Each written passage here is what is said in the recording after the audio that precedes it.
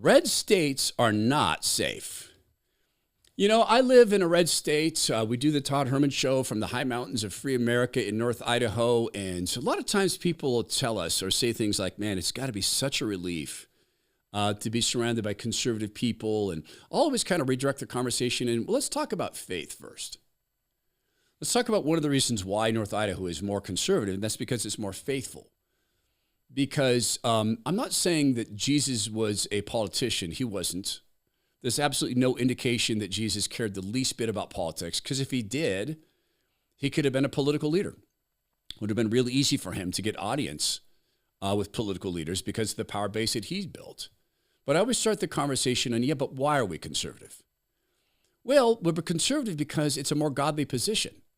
Because big government commits major sins like powering or lording their power over others. And big leftist government creates numerous sins like forcing people to pay for abortions and wrong sex surgery and wrong sex hormones and amoral teachings around sexuality, anti-Christian teaching around sexuality, which will lead people to eternal ruin.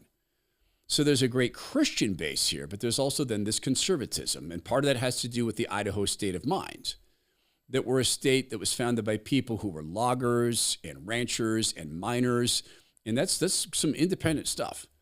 Because when you go stake a mine claim for the first time and you're up there working on your own, you don't have a lot of bureaucrats up there telling you how to do your job. Same thing with ranching, right? In the olden days and logging. It's you and the team in the woods alone. So there's still some of that that's left over here. But there's some things that people in red states need to understand. And there's some common tactics the left uses. One of them has to do with density. Density is liberalism. Because density for the design of affordable housing becomes the purview of the federal government. They seek that stuff and then they redistribute people. Their entire plan as bureaucrats is to redistribute people in voting blocks, and they start by saying, let's get them into the major cities where they don't have to have cars, and then let's play along with monetizing and conning people into creating walkable cities. And hey, it's nice to be able to walk downtown.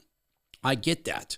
But let's extend that, they say, into sidewalks everywhere, walkability everywhere, give walkability scores, hand out money for transit. What they're trying to do is take every city and turn it into a liberal paradise. They will also commonly choose places that have playtime installed. And we live near a city called Coeur d'Alene. It's a beautiful city with lots of play areas installed. It's just down from ski ranges, etc. It's got one of the most beautiful lakes in the world, and it has a beautiful lakefront. So the playtime is right there. So they take density, they take transit, and then they take some special issues, always wrapped up into the angel of light lie, because Satan loves to hide as an angel of light. So we're just going to go out and we're going to have, say, just a pride. It's not going to be ones like the big city, though. Don't worry. We'll just have one day, not a week. And it's going to be more sedate. We're not going to have S&M on the streets yet. And the process begins. I'm going to show you a proof that red states are not safe and explain a little bit about what's going on in Idaho in a second here. There's parts of Mexico that are distinctly unsafe. Man, northern Mexico, you're not going to see me there at all. Not a chance I'm going to Tijuana or any of the border cities because it's a border war. Now, on the other hand, I go regularly to Puerto Vallarta. I go there for stem cell treatment and to meet with my friends at Renew Healthcare. The stem cells there are world-class, and the stem cells in America, I'm sorry, it's a joke. I wouldn't put them in my body. You couldn't pay me to put them in my body.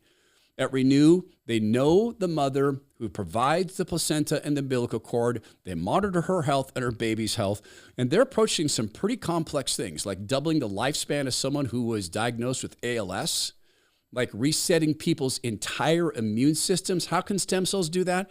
Because they're miraculous. They destroy inflammation, they rebuild tissue, tendon, muscle, cartilage, bone, etc. And yes, they can reset entire immune systems. Get in touch with them if you're hurting. It's Renew, RENUE.healthcare. That's Renew, RENUE.healthcare. This is a clown named Dan Gukin. He is the new mayor of Coeur d'Alene, Idaho. They don't give a and they all, I'm a Bible-believing Christian. I believe in Jesus, and it guides my life. As a Christian conservative, so